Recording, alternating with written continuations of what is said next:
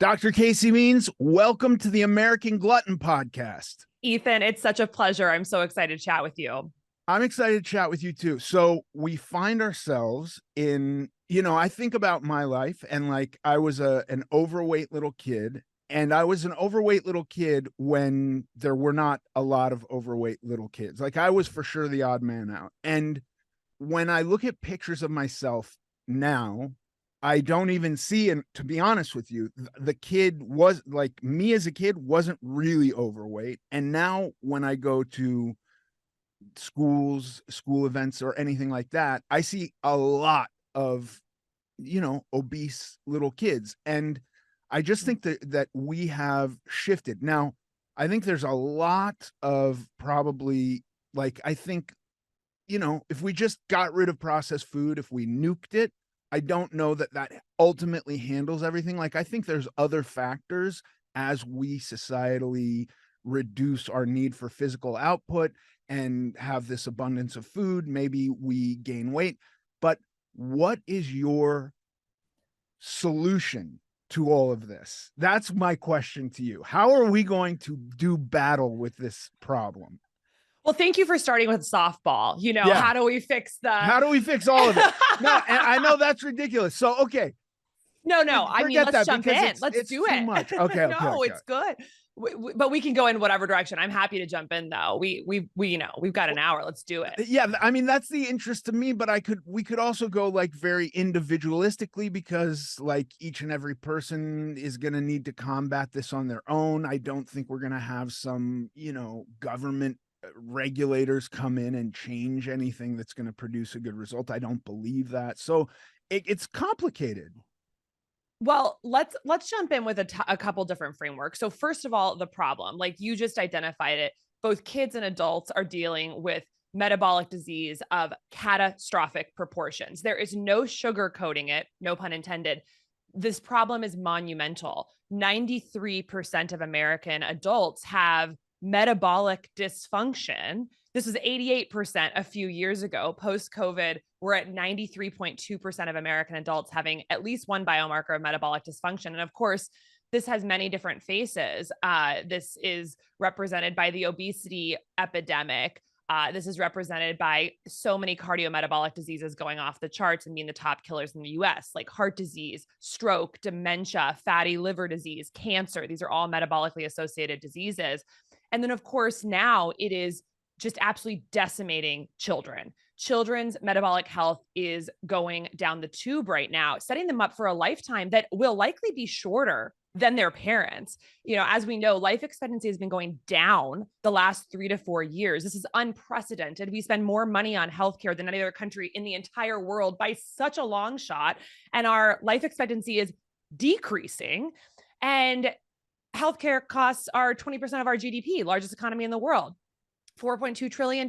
So we are abjectly failing at managing this issue, because the more we spend, the worse the outcomes are getting for both children and adults. So that's just sort of the landscape of the problem. When you look at kids specifically, which you brought up, and I know you have several children and a grandchild, I believe, things are bad. Kids are being born into a world in which they are more likely than not going to have a metabolic problem. So we've got about what's astonishing to me. So overweight and obesity, that's like one face of this issue of the metabolic spectrum, of course. And that's, over 20% of kids are obese now. And in some minority groups, that number is a lot higher. And fatty liver disease is ranging between 20 to 30% in children. And this is the liver manifestation of metabolic disease. But what is most astonishing, I think, is that about 20% of children in their teens actually have prediabetes, which is almost entirely preventable. And you'll recall, we used to call type 2 diabetes adult onset diabetes. We can no longer call it that because so many children are getting prediabetes and even type 2 diabetes. Just last week, 2 new drugs were approved by the FDA for treatment of type 2 diabetes in children. And of course, we could think of this as like, oh, this is great. This is progress. We're getting kids access to these medications, but like, wake up, back up. We should not be having any children or virtually no children with type 2 diabetes. So we need to go back to the drawing board and figure out what are the causes of this? What are the multifarious root causes of this disaster that is happening to our children and adults? And then how do we start chipping away at the problem? Because I think it's actually quite hopeful. We got ourselves into this mess in the course of about 50 to 75 years. We can get ourselves out. We are smart enough to get ourselves out, and we actually have to, because it's decimating both the American economy, but also American human potential, mental and physical health, and generally the competitiveness of our country. So if you look at the stats, about in the 1950s, about 1% of the adult population had type 2 diabetes. Now that number is over 13%. And if you look at the combination of type 2 diabetes and prediabetes, that number is 50% of American adults. This is all happening in the last, 50 to 75 years. So what are the factors that are leading to this? It is many. Okay. And I think there's two ways to look at it. I think you can look at it on like the actual, what are the pillars in our life that are contributing to this? So I think that's worth talking about. And then what are the systems issues that are contributing to this? Because those are both important. So on the first side, it's like what elements of our modern, our recent environments are contributing to this? Because obviously not genetic. It's happening over the past 50 to 75 years. And I think it really falls into like about 7 or 8 categories. Of course, genetics being one of them, but really our environment amplifying this genetic predisposition. So when you look at the lifestyle and environmental factors, where of course food is the biggest one, right? We have an ultra processed food environment where we're eating the majority of our calories from these food-like industrial substances that completely put our biology through a tailspin and create metabolic dysfunction. And that's the majority of our calories now. So 60% for adults, 68% for kids of our calories are coming from ultra processed, industrially manufactured foods that our bodies basically for millions of years never evolved to see, and that essentially become this overwhelming nutrient source that stresses our cells, stresses our mitochondria, causes oxidative stress and mitochondrial damage, creates metabolic dysfunction in our cells, and is a threat signal to the body, which generates chronic inflammation, which of course is intimately tied to metabolic dysfunction. So you've got the ultra processed food supply. That is number one. Not to mention in that industrially processed, conventionally farmed food, you've got pesticides sprayed all over it. So you've got this like ultra processed food covered in poisons, which we know hurt our microbiome, which is super related to metabolic health. And it's super processed, so we absorb it super quickly. So it really overloads our body. And on top of that, it's grown in this conventional agriculture system that's very unnatural, which reduces micronutrient composition. So we have limited micronutrients, more high concentration of these macronutrients like sugar and carbohydrates, and it's covered in poison. So that's a trifecta that is number one. And of course, we're gavaging our children with this in their school lunches because the FDA and the USDA are super in cahoots with lots of industries, processed food industry, that want that food in front of kids. So that's kind of number one, is food. And then I won't go into as much detail as some of the other pillars, but we're sleeping way less than we were 100 years ago. We're super skimping on sleep. Sleep is our ultimate recovery tool for metabolic health, and we're just not sleeping enough, and our sleep is interrupted because of our phones and our beeping and our blue light everywhere. So we've got food, we've got sleep, we've got chronic low-grade stress. People are more anxious and more stressed than ever. We obviously have a mental health crisis in the United States. People are living in fear. That puts our body in a fear state, a threat state. That's going to, of course, hurt our metabolic health, because if your body's focused on stress and fear, it's not going to be focused on thriving and metabolic health. So sleep, food, stress, sedentary behavior. We're sitting the vast majority of our time. We are not getting outside and moving. Many people are spending less than 2 hours of the day up from a chair. I mean, this is absolutely unprecedented evolutionarily. Hunter-gatherers, they predict, walked over 20,000 steps a day. Many Americans are walking an average of 3,800 steps a day. It's absolutely catastrophic, because our muscles are one of our key metabolic organs. They soak up glucose. They produce anti-inflammatory cytokines. We're just not using them. And of course, we've told women not to resistance train because they're going to bulk up. And so we have people who are under muscled, as Dr. Gabrielle Lyons said, and this is a huge root cause of obesity. So We're sedentary, we're not lifting things. So food, sleep, exercise, stress. And then there's some other factors like that are a little bit more nuanced, but actually, as I've dug into the research, are quite important. So one is actually a concept I call thermoneutrality. So we live in these environments where we're just always at like 72 degrees. We just Yeah. like sit here and we just want to be comfortable. And we like never, if it's like 73 or 68, people are like, oh my God, I need a sweater. Thermoneutrality is actually not normal. If you think about historically, like this whole idea of being indoors is a relatively modern phenomenon. Like we were not living indoors with all this climate control, 100, 200 years ago. We didn't have heaters and air conditioning. So we were experiencing bigger swings in temperature. And if you think about cold, your body is so brilliant. If you are cold, it's actually a stimulus to the body to generate heat. How do we generate heat? We rev up our mitochondria to make more heat. And using your mitochondria is metabolic function. That is what's going to lead you towards metabolic health. We're just basically not stimulating our mitochondria enough with exercise and with cold. And so by never exposing our bodies to extreme temperatures, we're actually making them really kind of metabolically complacent. So we want to get ourselves out of that thermoneutral lifestyle we're in. And this is, of course, why like cold plunges and saunas are becoming so hot right now. But if you kind of like take away the biohacking sheen of all of that, it's really just like going back to how our bodies really evolve, which is to experience big swings in temperature. And then the two last ones I would just mention is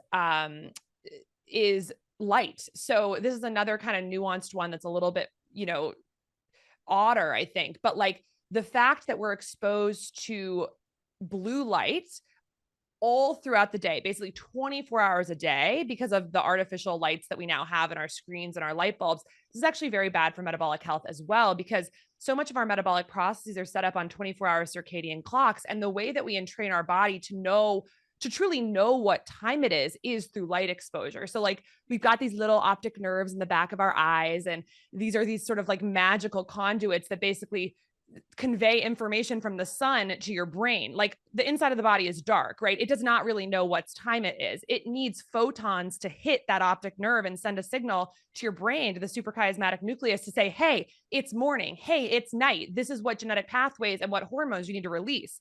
And right now it's daylight all the time to our brains because we're constantly seeing this blue light. So can you imagine how confusing that is to our bodies and to our metabolic pathways that are like, wait a minute, it's 8 a.m. all the time, and then on top of that, we don't go outside at all anymore, right? We're inside all the time. And the stats on this are crazy. There are kids who are spending less than an hour outside a day in a 24-hour period. We should be spending most of the time outside because that is basically a signal to our body of what time it is. So we're basically indoors during the day when we should be getting that high-powered photon signal from the sun during the day. And then at night, when we're supposed to really be getting very little light energy into the brain, we're blasting our eyes with blue light from our screen. So we're totally flip-flopped, metabolic mayhem, really confusing. And the last one I'll mention in terms of our obesogenic environment of the modern world is toxins. We have like 80,000 or more synthetic toxins made in factories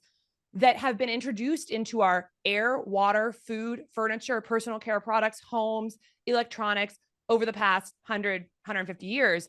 Most of which have not been tested for safety, and they have certainly not been tested for safety together. If they're tested for safety, they're tested in isolation. So you've got 80,000 chemicals, and many of them are what we call obesogens. They're known obesogens, meaning that the chemical molecular structure of that toxin that are being added to all sorts of products can actually disrupt key metabolic pathways, whether that is microbiome composition that's associated with metabolic health, whether that's directly impairing our mitochondrial function, whether that's changing the epigenetics, so like the folding of our genome in a way that impacts metabolic health. So this concept of obesogenic chemicals is being understood now. And so many of the chemicals that we're basically just swimming in now, not in our control, are causing, like not just associated with, but causative of obesity and metabolic dysfunction. So we just ran through a lot, but that's basically food, sleep, exercise, stress, light, temperature, toxins. That is our obesogenic environment that if you are just born into the United States right now, you are being born into that world. And in some ways, it almost feels like to prevent the nearly inevitable metabolic dysfunction that you are going to get as a modern American, and almost inevitable overweight or obesity, because that's 74% of the country, 93% metabolic dysfunction, 74% obesity or overweight. It's literally almost becoming inevitable if you are born into this country that you are going to have one of these issues. It's almost like you're spending your life just protecting yourself from modern culture. And I think that's why people kind of get obsessed with wellness and biohacking and all this stuff, because it almost can feel like if I'm not hyper vigilant, then I'm going to have a problem. And if I just go along with normal culture, I'm almost guaranteed to be screwed. So a lot of what I think about, and like, of course, what we care about at Levels is like, how do you make it easier for people to understand how their environment is affecting their biology so you can be aware and start to make better choices to hopefully prevent this near inevitability of being a modern American. Dude, that was a fucking awesome speech. Like, I want to just like clip that and play it on repeat, because it's a fucking denouncement of modernity in such a concise way, where you nailed basically every point, where I go like the environment, the world, or maybe not the world, but certainly America and cities are conspiring against you. And you know, okay, I want to claw through it, because I also think it can be an overwhelming amount of data. You know what the fucking, we think about like a prisoner who gets 24 hours of sunlight a day, and we think that's inhumane, that's horrible. And yet we opt to do that. Like, we on our, without reminding ourselves, like, hey, maybe I need to get out and see some light. We can sit in the house for 23 hours, and kids are happily playing video games and sitting there and not getting outside simply because they want to go play or something like that. So it is a wild.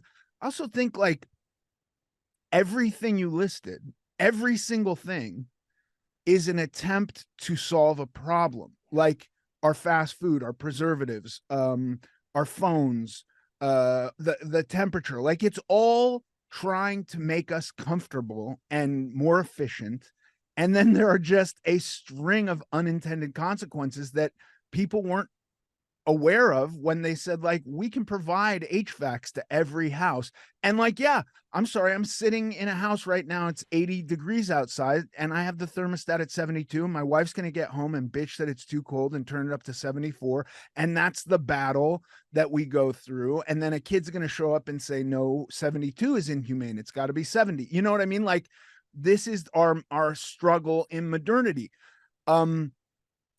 I also want to say one thing to you that I respect so much, which is I just read an article that there, you know, we had Ozempic, and Ozempic was going to change everything. And then forget Ozempic. Ozempic is out. There's now 30 other drugs that are going to do much more than Ozempic. And for me, the idea of Ozempic, like, yes, me in 2020, when I was 500 pounds and I hadn't had any success, and I hadn't figured out personal responsibility and actually what was going on with myself, maybe I was a candidate for Ozempic, because I spent 10 years gaining and losing weight, and I did lots of yo-yo diets. And maybe at that point I could have been put on Ozempic for the rest of my life and seen good results. However, 10 years later, when I know how to yo-yo diet, I know how to lose weight very quickly. You put me on Ozempic, I'm just going to be on Ozempic until I lose the weight. Then I'm going to be off Ozempic. And guess what? I think in that structure, it really just makes the yo-yo diet easier. It just makes it painless. And then I'm not thinking about any of the things you just mentioned. I'm not changing any of the things you just mentioned. And my worry there is that if we just add a crutch to yo-yo dieting, aren't we going to ultimately have more obesity? Like, that, from my point of view, is the result of yo-yo dieting. It is just people have gotten heavier on average. And so when you're talking about being aware of all this data and how you're going to move through it. Now, the one thing that concerns me is it's an overwhelming amount of data that you have to be aware of. And so like, if I'm a person who's going, I haven't really thought about this before, I need to take over my life, I need to take the reins, what do I have to think about? And I'm confronted with sleep and time outside and exercise and resistance training and food and toxins and nutrients. That can be overwhelming. So what's the on-ramp to this? Mm. I think that the on-ramp towards making all of these things just a natural part of your life is a sense of awe and curiosity about the body. Yeah. We are having this precious, short, conscious experience of life right now.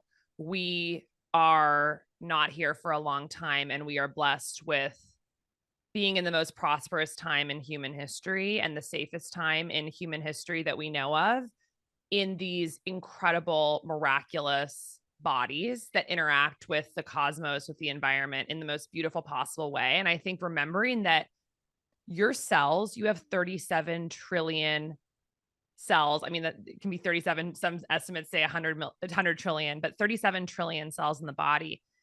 And every single one is trying so hard to make your life blissful and incredible.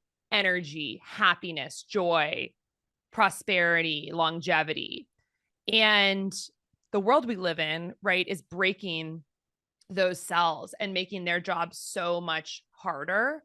You know, they can animate our lives in the most beautiful way, but they are dealing with just this catastrophic environment. And so I think to kind of cut through how overwhelming it can seem, it really starts with awe and curiosity, because fundamentally, if you're just doing the things that we talked about, you know, in the right way, it's just essentially more natural living, right? Like getting back to sustainably grown food from good soil, sleeping, walking, being in the sunshine, you know, drinking clean water. These things, if you're focused on just really tuning into your body and your self-awareness and your curiosity, you will just very quickly realize that when you do these things, you feel great. And I think that makes it a lot simpler. Like, this is not about necessarily, you know, having the most regimented protocol. It's about what feels amazing. We all know when we sleep more, we feel better. When we eat clean, natural food, we generally feel better. I know you had your experience with fiber where like the first couple days of eating Tough, the really fiber tough. was tough, but then you got used to it. But that's, I mean, imagine just you basically you focused on doing that with curiosity. Like, okay, I'm told this was good, not feeling so good right now. Let's give it a few more days. And then it was fine.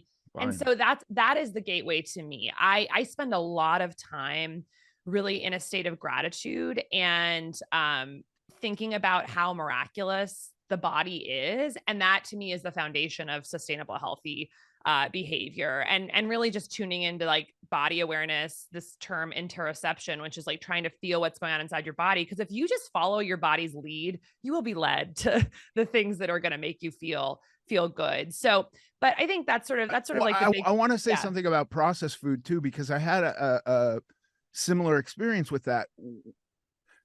I spent the vast majority of my life consuming mostly processed food. And I had a mom who was like super into hippie health food stores, which I kind of was like, okay, once I can be in charge of this, I will never go to these stores. I will only eat the food I like, which I then did for 10 years. And um, when I made a conscious effort to get off of processed food, I felt awful, like far Mm, worse than just trying to eat a certain amount of fiber. It was headaches and just like lethargy, and I felt awful.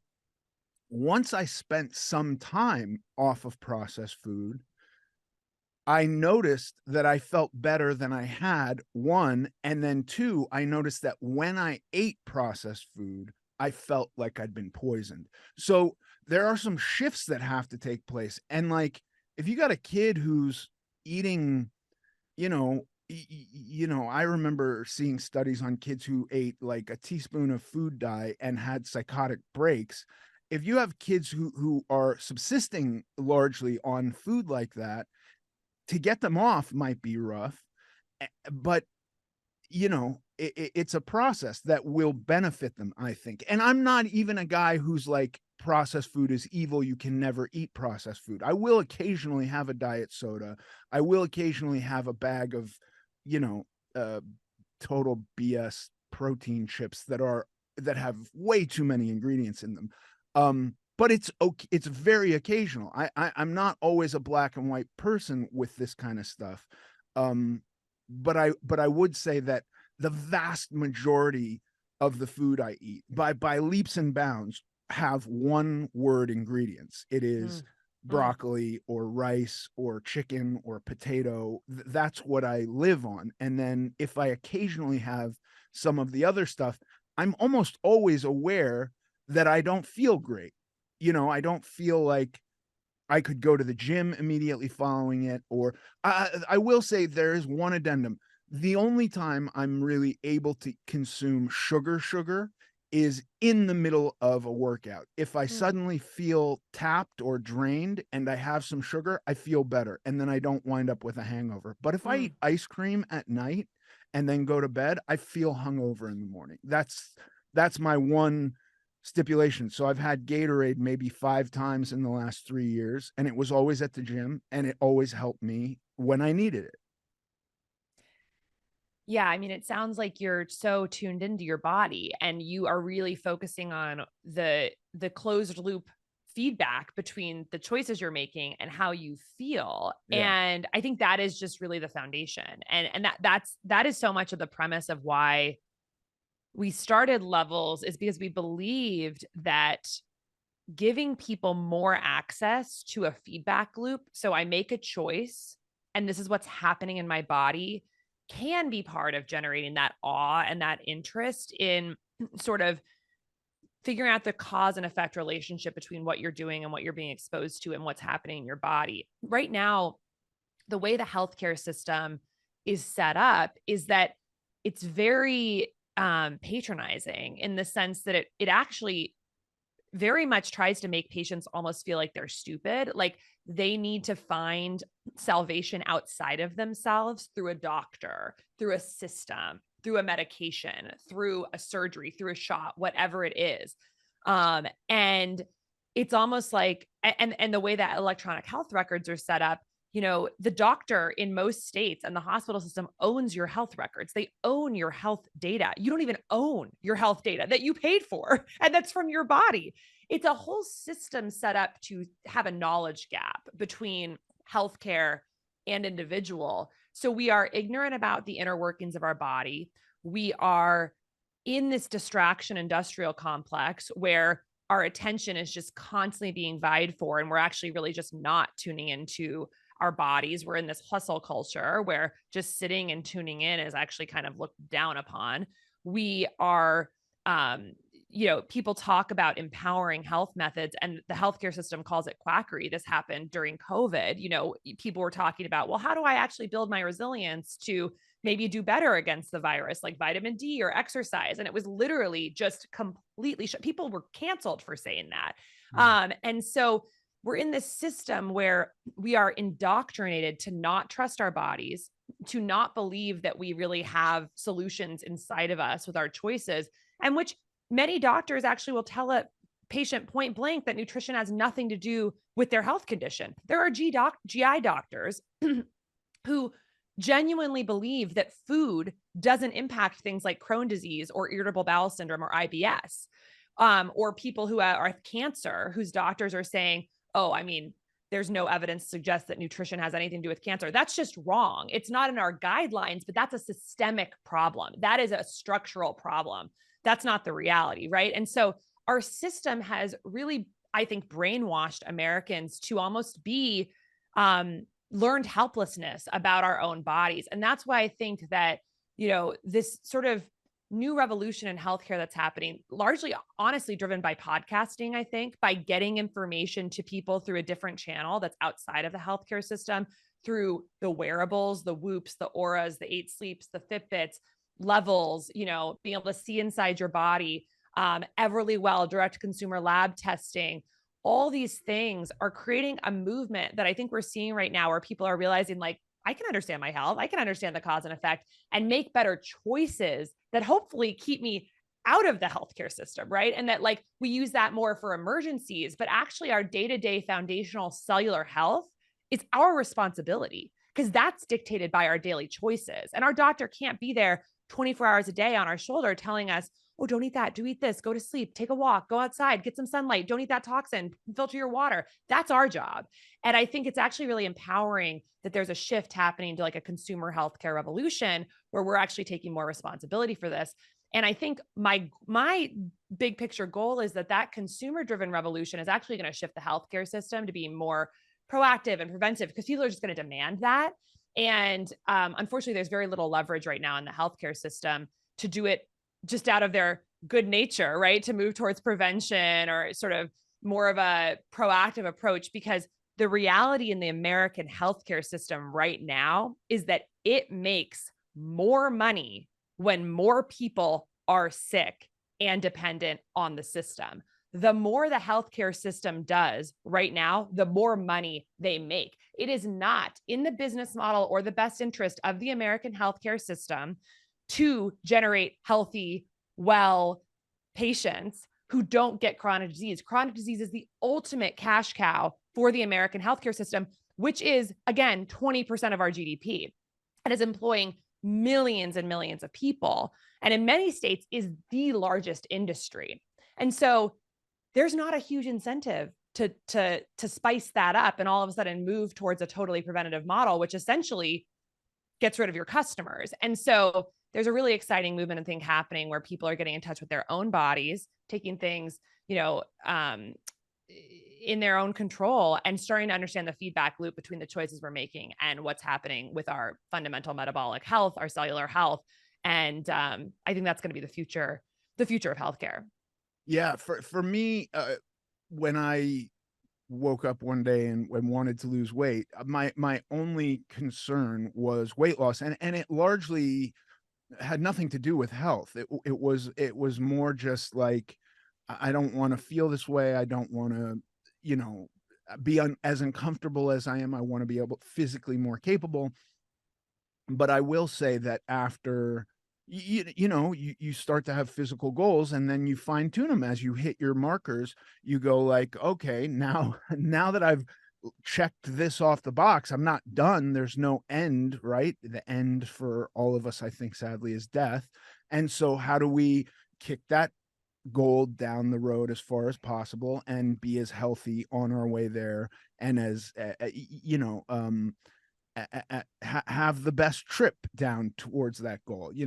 It's a weird thing to have that as a goal, but I want it to be a very far off goal. And it turns out there's quite a bit we can do to affect that. I think that there was a point of view I had that it was largely genetic and there would be pills along the way. And I was just stuck with the hand I was dealt. And so whatever comes up, I'm going to take a pill for it. The problem I found is that a lot of those pills then require pills because they're having other effects. So I want to take as little pills as possible now. And that includes vitamins. Unfortunately, I'm not a big fan of vitamins. I'd rather eat vegetables. Well, I mean, yeah, vegetables are a great, a great source of many of those micronutrients. And I think that, gosh, you really nailed it. Like, I love that phrase that you just used. It's like, we want to have the best trip. Like this, like we were talking about earlier, like this is a fairly short trip that we have. And like the reason I care so much about metabolic health is because metabolism is how we power our lives. Inside every one of those cells, which together bubble up into the function of those cells together, bubbles up into our lived experience, into our lives. And each one is powered by our metabolism. So if there are problems with metabolism, if we are allowing these different factors in our environment to truly damage our metabolic machinery, we are leading to an underpowered life. We are dimming our spark. We are literally dimming our animating life force. So it's not just a chronic disease avoidance process. This is a spiritual crisis that we're in, because this beautiful, miraculous human body is being dimmed. And that means we're not going to have the best trip. It means that we are going to have more suffering, more pain, more mental illness, more emotional dysregulation, more violence in our life, more just, I think I mentioned pain, like literal pain. When we are underpowered, our bodies are going to create a more negative experience, right? It's like a sputtering machine. That's not what we want for this trip. And so, there's so much clinically we can talk about. Like, we don't want heart disease, we don't want dementia, we don't want stroke, but we really, like, I like to think of the body as this, this force that is powered by metabolism, and all the choices we're making, the protocols, the biohacking, all this stuff. Really, it's about just powering the body better so we can have the best trip, right? And and not just for our own benefit, but for the benefit of everyone around us, to just increase the potential goodness of what the human population can do in this lifetime.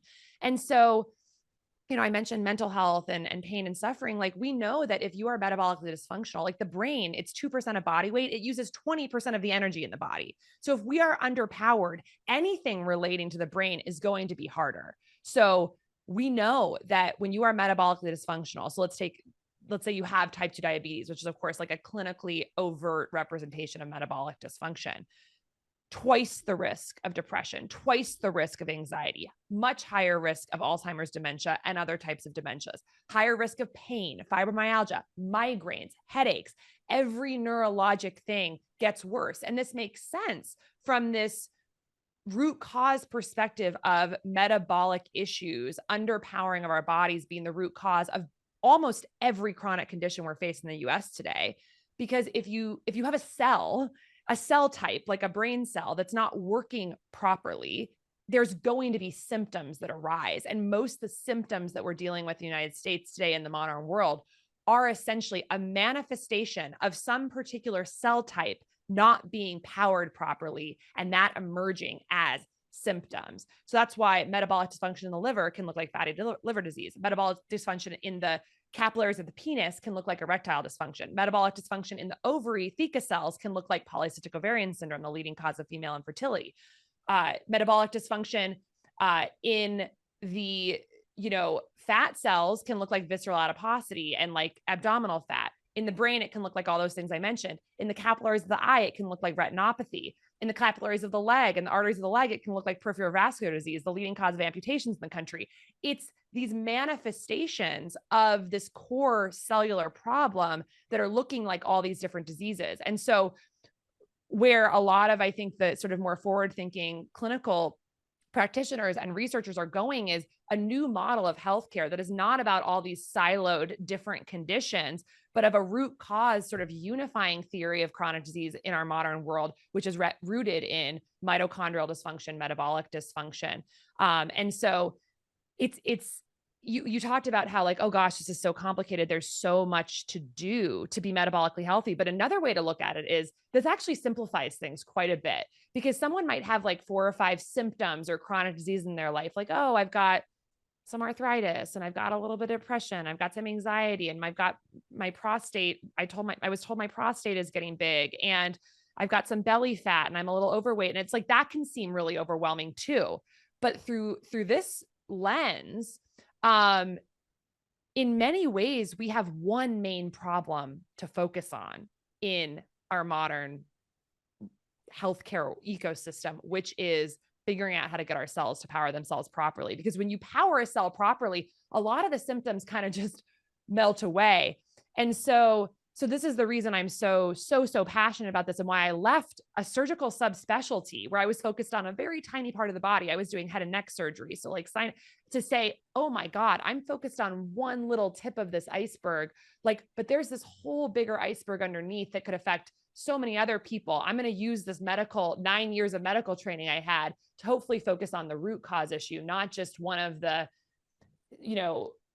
organ specific manifestations of that underlying issue. And I hope that more doctors are starting to think that way. I know you've had a lot of amazing doctors on your podcast. Like, I was listening to one who was talking about menopause, and a GI doctor. And I think the more specialists who start to really think about that root cause physiology, we move towards a system where we don't ignore the rest of the body for the sake of our little organ that we're focused on. We actually see it as a unified system where making some of these lifestyle and dietary changes can actually have positive benefits on the whole body. But yeah, like you said, like we want to have a positive human experience here, and there is almost no problem in our human lives that cannot get better by having metabolic health, by having cells that are powered properly.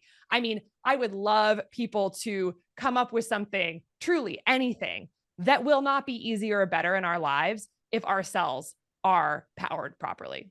Yeah, look, at the end of the day, if you have a guy who plays video games and eats pizza and says, like, I never go outside and I'm so happy and I like my life and I don't want to change anything, then far be it from me to try to convince him. I have no interest in trying to convince him.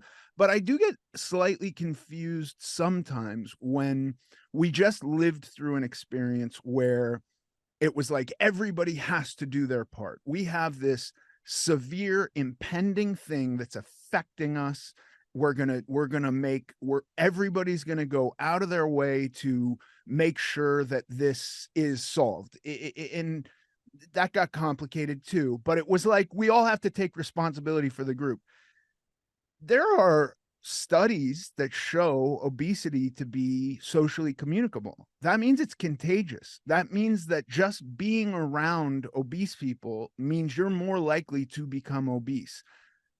I don't understand, and not even that I'm for it. I don't think I'm for some government campaign to say, like, we're going to eradicate obesity and here are the guidelines you're now going to live by. I don't think that's going to work, but I don't understand why, when we're faced with something that, one, costs us so much money, costs us human life, contributes to disease and illness, how it's now becoming celebrated. Not like something we can solve, but like we shouldn't be solving it. It's not something to be solved. It is very perplexing to me. It honestly, though, it's so simple. It is economics. Right. In the majority of states, the biggest private industry is food or healthcare. Right. Which means that for the majority of American senators and lawmakers, the jobs and livelihoods of the people they are representing are directly tied to the processed food industry or the healthcare industrial complex. There is very little leverage to do what you're saying, which is like create, a movement towards a healthier world from an economic standpoint. That is the incentives of healthcare. We will not, I do not believe, actually reverse the metabolic disease epidemic until the incentives of healthcare change and until corporations are required to actually be financially responsible for the externalities that they create in health and the environment. Because otherwise, it's literally just, this is the best possible scenario for the biggest industries in America. And that's why it's not changing. And they are in control of the media, right? Like the number one donor to mainstream media is pharma. So this is all like I understand it seems crazy, but it's actually so logical. And I don't think there's any like evil puppet master here. Like, I think that most of the people working in these systems actually really do feel like they're doing something good. And I'm not individually thinking anyone in these systems, processed food, even maybe at the highest level, are doing something evil. But incentives are an invisible hand that guides these decision-making. And fascinating clip. I was invited to come down to San Francisco for the JP Morgan Healthcare Conference, which is one of the big healthcare conferences. And I was looking at the website and there were literally videos. This is one of the biggest healthcare conferences, influential. And there were videos from JP Morgan healthcare analysts that literally we're celebrating how this is going to be a blockbuster period for JP Morgan investment funds, because obesity and Alzheimer's are blockbuster markets. Okay. Not preventing them or reversing them, but treating them. Yeah. So it's not even being like hidden that this is the goal. And of course, that person, that man who was recording that video is sitting there thinking, I'm doing the good work here, right? Like, I am allowing huge access to cutting edge medications for conditions that are ravaging American lives. I think, unfortunately, when you drink the Kool-Aid of seeing what's really happening here, of, oh my God, these medications, these conditions are actually mostly preventable.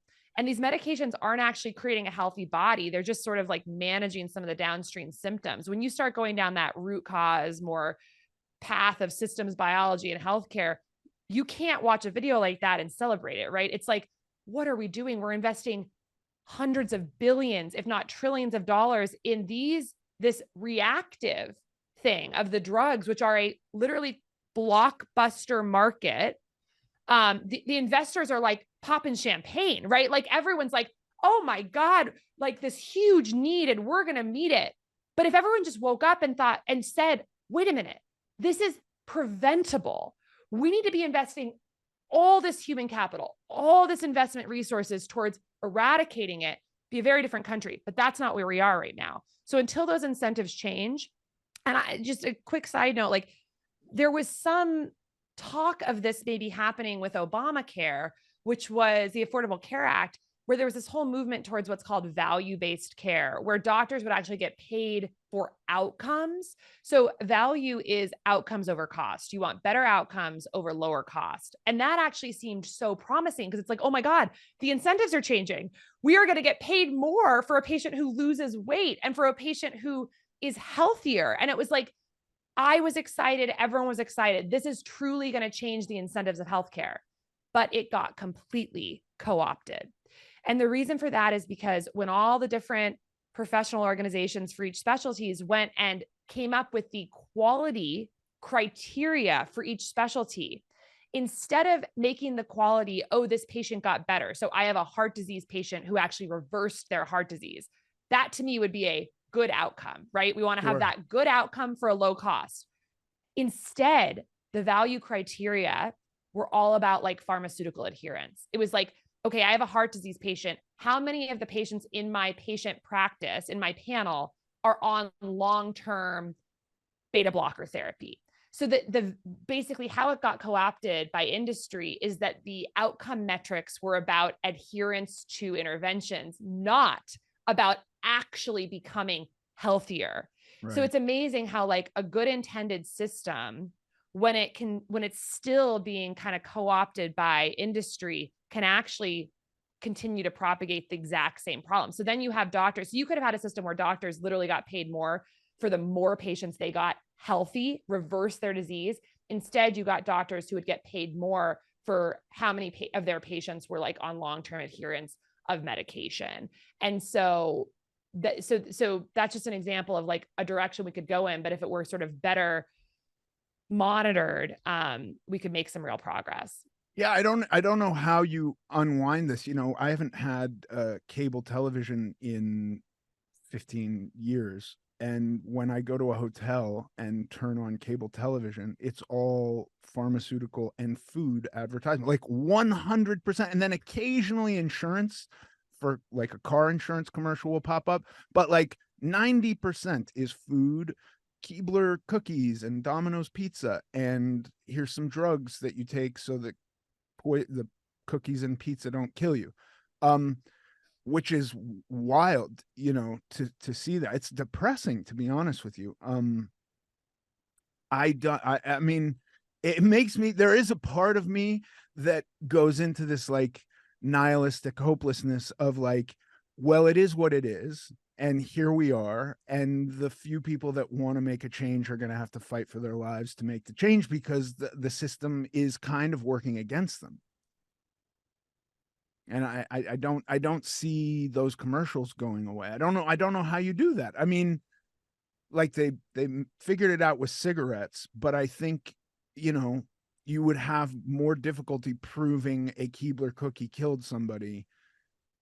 You know, I don't know why I'm singling them out, because the elves are so cute, maybe.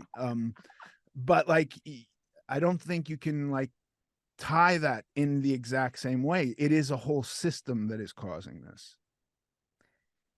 I totally hear you, like that it can feel not, nihilistic and very hopeless, but I think that there is so much to be hopeful for because I mean, literally because of podcasts like what you're doing, you're bringing people on, giving them a platform and a voice, information. We still live in a country where, for the most part, you can disseminate information like this. And it goes into people's ears for an hour. That's incredible. That Yeah. never was possible right before. I mean, we had the radio, but like, that's incredible. You've got like everything that happened the other week with Rogan and RFK Jr. I mean, they spent 3 hours, like one of the most listened to podcasts in history, no matter how people feel about the different topics discussed. They're talking about food and pesticides and pharma interests, like millions of people listening. So this is, I mean, there are multiple things happening at once.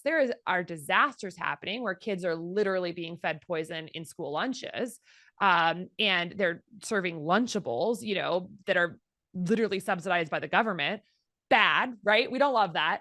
But there's also movements happening where there are 70-year-old women doing cold plunges because they heard about it on Peter Attia's podcast. Like there's so many interesting trends happening. And like, at the end of the day, like, I think people want to live a good life. I think people want to be happy. And I think, unfortunately, we've been in a system that has made that very challenging, but people are waking up and I believe in people. And I think this is going to be a individual led, bottoms up, consumer driven movement. That is literally why I left the healthcare system to focus on a consumer product. That was very intentional because I believe that it's going to come from the bottom up, because the leverage is not in the corporations right now. The leverage is in inspiring people with information. That's always how things change in history, right? Like you get people, power, information, and a new desire for a better world. And that's how like revolution happens, right? And so that's why I think it's going to come from the bottom up. And I'm getting more hopeful by the day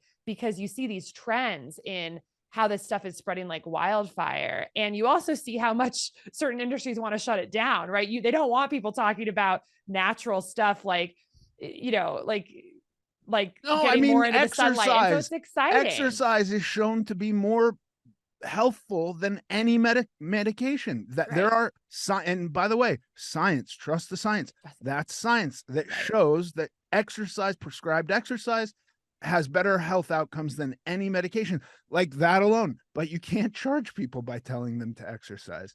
But the info's getting out, which is Yes. so cool. And people are posting about it in social media. So I think there's these different forces at play. And I think it's going to shake out in a good way. That's at least what I'm visualizing. I just want to thank you. I thank you for your optimism, because I think we need optimists. And I'm not really a pessimist. I'm also optimistic because I changed. I changed my life. It's starkly different than what it was. And I will continue to work hard to do that. And I'm grateful for what you're doing. I really, really appreciate it. You and Levels. It's an awesome team you have. Thank you so much. It's so great to chat with you. You too. Talk to you later.